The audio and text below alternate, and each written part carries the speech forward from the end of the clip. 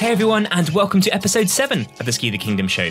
This is our podcast series looking to give more coverage, more awareness, and more exposure to all the great things going on within the UK Snowsports scene. In this week's episode, we catch up again with Ski the Kingdom's Will Tucker to talk more about the impact that snowsports can have on your life. So let's get right into today's show. So today we've got our first returning guest to the podcast. Will Tucker was on an episode earlier this year when we were both out in Zermatt, Switzerland, filming for the goggle company Summit Worldwide. If you listened to that episode back in August, our chat was ended a little bit abruptly and didn't really get onto some of the themes that we wanted to talk about. If you know Will, you'll understand how passionate and enthusiastic he is about the UK snowsports scene.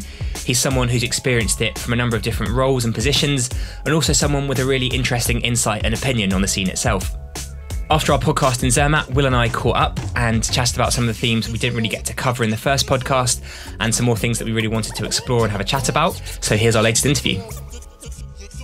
So I'm here with Will Tucker. We had we attempted the podcast a little bit earlier this year out in Zermatt, and we've come back to catch up and talk about the rest of it. So Will, how are things since Zermatt? How have you been? What have you been up to? Amazing, thank you, JT. And it's lovely that we come back to sit down and talk, because I suppose that's fundamentally a big part of what I wanted to talk about here was how our friends and perhaps the relationship we've had over time has led to the individuals we are, has given us confidence in certain environments, and it's just sort of been part of a pathway towards what is hopefully a happy, healthy human being, which I hope I can state at the moment I am, and I'm enjoying being. The canoe season went really, really well for me. Bit of physical training running up to Zermatt, and now sort of backing that up with more stuff in the gym, and generally looking forward. I get more and more excited as the winter comes along, as I'm sure a lot of us do, but I've got a lot to look forward to, and I can't wait for the ball to start rolling, I guess. That's awesome. Really exciting to hear. I think to give it a context, everyone, before we kind of dive into it too much, kind of tell us what your day-to-day life is, kind of what you're up to at the moment, throughout the summer, throughout the winter, so everyone kind of understand where you're at. I suppose that fundamentally what I wanted to talk about today was how skiing is an essential part of building this happy, healthy individual I just referenced there.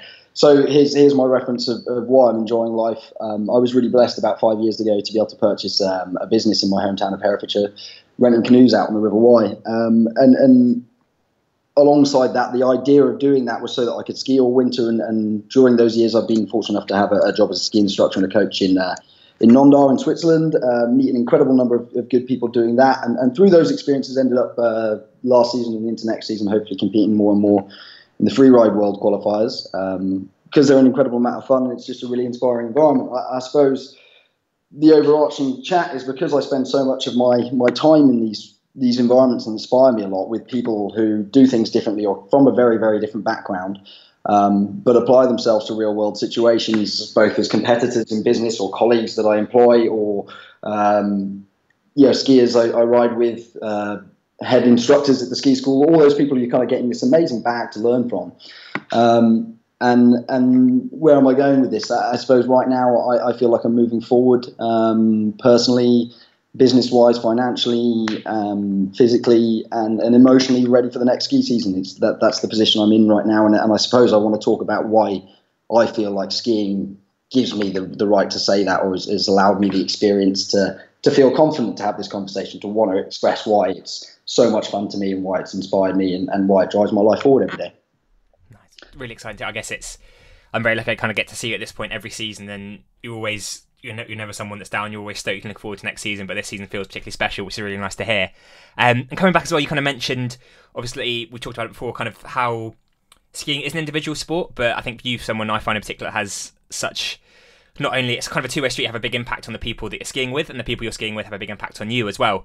And we talked a little bit about, you said how sort of friendships and friends have made such a big part in your skiing, so I just kind of wanted to dive into that and let you tell us kind of all about that. Yeah, I've really been rationalising this anecdote. I must have done 1,000 times, because it's a really powerful story. It's an emotive story. It's part of an experience, fun times, exciting times in my life. And maybe you know Anthony Smith really well, if you're a fan of Ski the Kingdom. He's a really, really good friend of mine. And the story starts that it's either after I broke up with a long-term girlfriend, or perhaps just as I invested in my business 5 years ago. And it was on a car ride to Stoke to go skiing. And Ant took the time to tell me, and I'm cutting through the fat here, but to just say, Will, I see you as a successful guy. And maybe everybody's got a friend who could say that to them, and maybe everybody's got an experience of a similar situation. For me, the paranoia of it, I went straight into analysing. Why does Ant have the right to say that? First of all, is Ant intelligent enough to make that comment? And well, one thing you could say, he's an engineer at Rolls-Royce right now, but far more importantly, he is that because of total commitment to a dream and an idea, and having the social intelligence and ability to make that happen. He's built the individual and the life he wanted and the dream he had. And I could see him doing that throughout the friendship. So I had that reference of who he was. The second question is, does he know me well enough to qualify to make that comment? What's our relationship? How do we know each other? And I suppose for a lot of free skiers, I could sum that up really nicely in that Anthony and I landed our first ever double backflips in the same run, one after the other. I think I crashed it once. That gave him the confidence to go and try it. He landed it first try, and then because he landed it, there was no way I wasn't. And that's the sort of relationship we had. We've been through 1,000 experiences of going, can we apply what we know to the real world? What have we learned? Can we do it now? Failing miserably, but not viewing it as failure, as there's just another chance to learn and bounce off each other and see what each other did wrong. The fundamental point is, when he said that to me, and maybe I really needed to hear it at the time, you know, you're a young guy just started out in business or whatever situation you're in, I believed him. And that was a really, really powerful moment. And I'm sure a lot of people have that sort of friend that they could believe when they said that. But when it's referenced against that emotion and lifestyle and experience together with skiing, it made it a more powerful thing. And it made me, through that, rationalize a lot more things about skiing that I find really beautiful and powerful to it. And I suppose that leads us on to the next quality of skiing I wanted to talk about. And I'll bring in, perhaps we can reference it, JT, put it as a link in the post here, a TED talk by a guy called Ken Robinson, who, if I wish I could think on this guy's level all the time, he's a professor of sort of psychology and learning.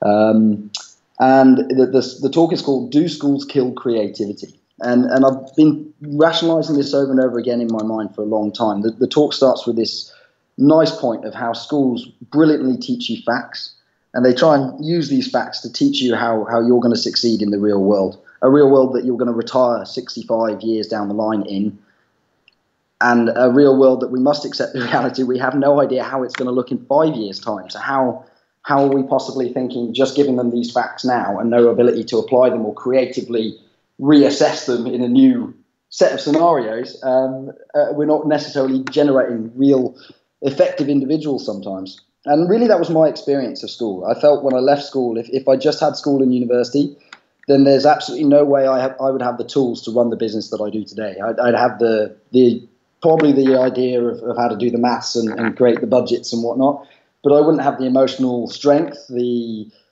confidence, the drive, there's so many words that could define it, but basically I don't think I'd be a complete enough person to achieve what I have done just from going to school.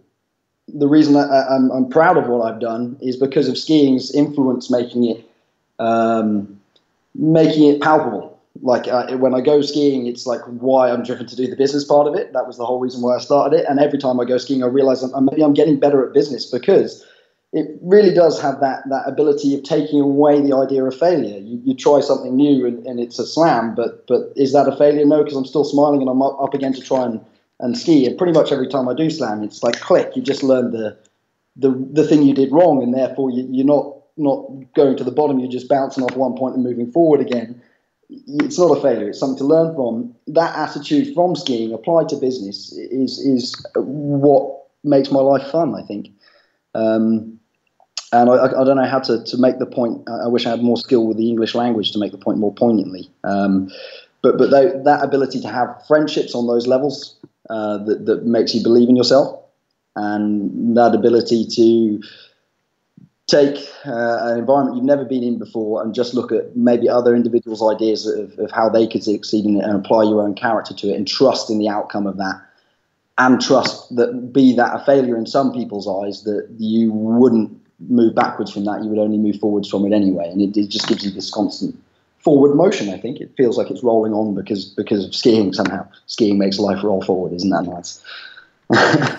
It's a lovely way to hear, and I think there's so many themes in there that probably a whole other series of podcasts on them, which is really cool. I kind of picked up, I guess, knowing you like I do, and kind of seeing, I guess we met at university, and I kind of met you being a little bit older. I kind of met you when you first came in, and you're full of energy, loving skiing, and then kind of went to that university roller coaster. Kind of had some tough times, but kind of skiing kept you there and kept you progressing forward, and was always a constant in your life, which is great to hear. And now it's obviously you've kind of come up to the side and absolutely smashing business and doing really well. And it's great to see that skiing's such a big part of your life as well. And I mean, what's for you now within?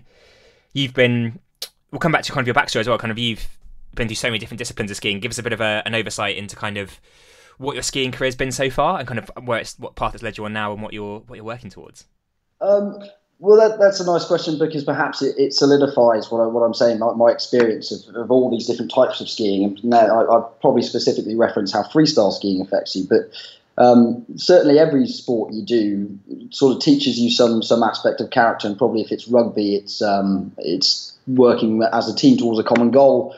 For me, with ski racing, I think at the time I really struggled to connect with the point of what I was doing. I just felt like I was deleting errors all the time rather than finding how to learn. I was just getting rid of bits and not making errors and learning from them. I was just like, that's wrong, get rid of it. And it wasn't inspiring in that sense for me. So I did a lot of ski racing between the ages of like 7 and 18. And I learned so much about, I guess, just keeping my body in shape, about just the technicalities of it and the physics of skiing maybe, and how your skis bend and how all that, that's really fun stuff to know, and I'm really grateful to have had that experience. But then without freestyle skiing, I think I'd have stopped right there. And there was that moment, I was 18 when I bumped into Joe Tyler as a ski instructor in Marhofen, and it just got me back into skiing all of a sudden because of this kind of more inspiring environment. And where was I going with this? What else? Other skiing I've done. Then I moved to Nondar a few years after that. After uni, you say I had a bit of a downtime. For me, it was just like a complete readjustment time of kind of relearning what direction I wanted to go in life. And because of maybe learning to do a backflip with JT in Marhofen before I went to uni, and then wanting to be involved with freestyle skiing because of the interest from that, I just knew I wanted to ski for the rest of my days, and that maybe because of the racing background, I roughly had the ability to do it as an instructor at the very least.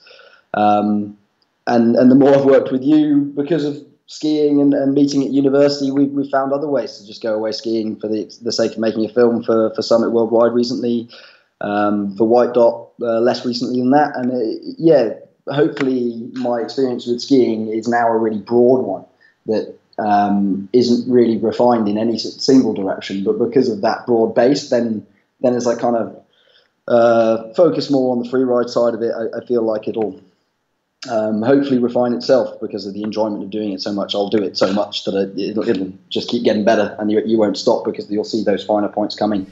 And I guess there's a lot of kids who are sort of 14, 15, maybe looking up to you and wanting to be in a position similar to where you are now. What advice would you give to them to kind of what should they be thinking about doing in the next few years? And what advice would you give them given the experience that you've had? For me, I feel like I'm really blessed and lucky to be in this scenario, which is a complete accident in so many senses of the word. But as I say, accidents kind of, or you make your own luck is the classic cliche for it. But because of just the mindset and the kind of the drive and the energy that skiing gives me every day and reasons to do things, I've been able to create this position now where, with only my own financial support, hopefully I can ski for the rest of my days, retire a coach or a judge, or when my legs give up, there'll be another job for me in skiing. I hope my legs never give up, but I kind of believe they won't because of the energy skiing gives you.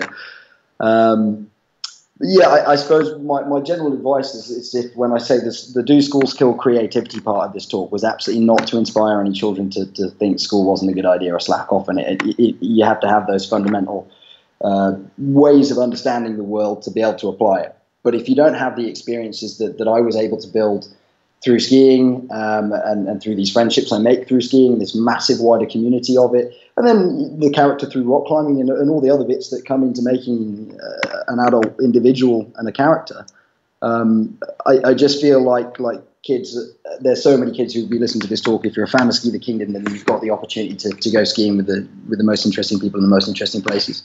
And they're your friends that you met at the Snowdome last week right now, but they'll become the most interesting people in the most interesting places if you keep that kind of connected attitude of trying to progress each other and enjoying falling over next to each other and then helping each other up and pushing on to the next one.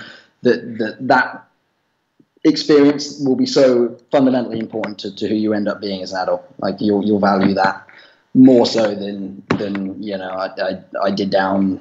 I don't know what other sports did I play, but I liked tennis, but it didn't have the influence on my life that skiing did. It will have done for some people, but skiing for me was that. And if you're a character like me, then absolutely grab it by the horns and keep skiing as much as you can in the snow domes, on the dry slopes, and every time you get on the mountain with your best friends.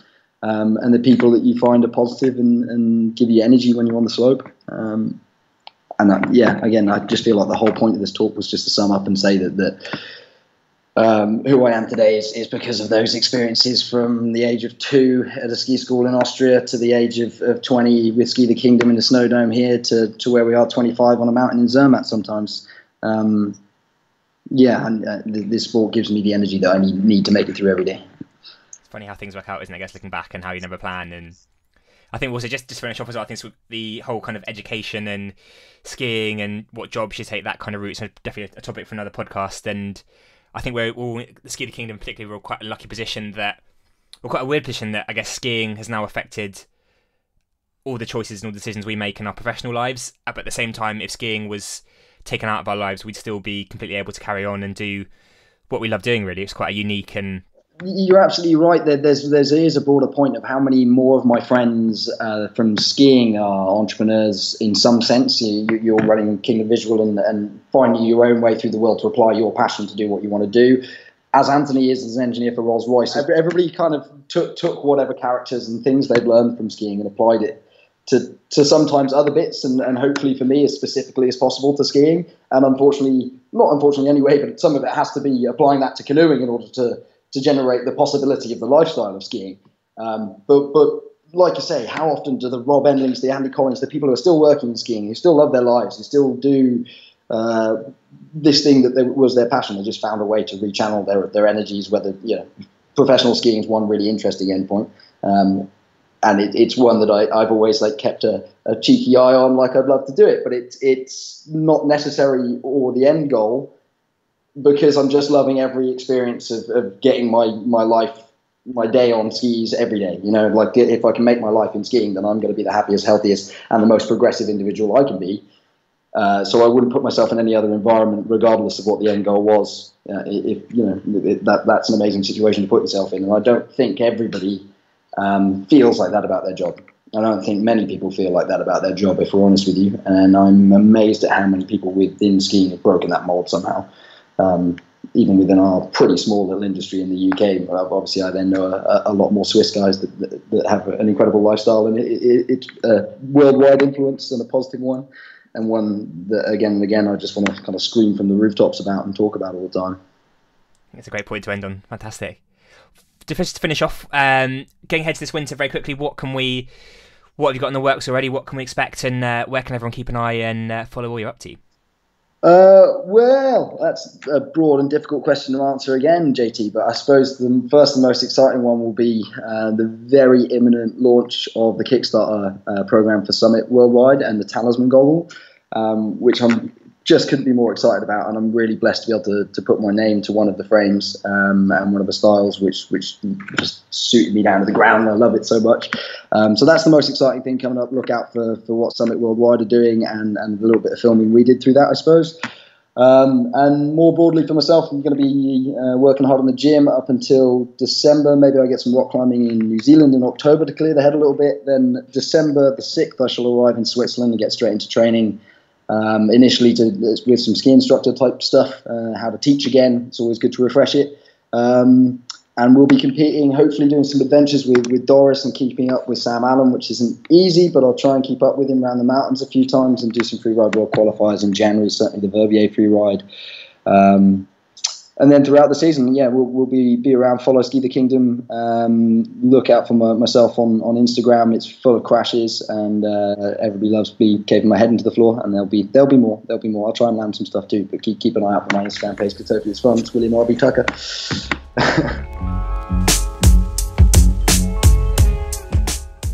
So thank you very much, Will, for taking the time out of your week to have another chat on the podcast. We really appreciate it. And I'm pretty sure this won't be the last time that you're on the podcast, as I know there's a lot of themes and things that we really want to discuss and talk about more. As always, if you have any feedback, any comments, or any questions you'd like to ask us, please either put them in the comments below or email me. My email is jack@skithekingdom.co.uk. Thank you very much for listening. We really hope you enjoyed today's show, and we'll see you next time.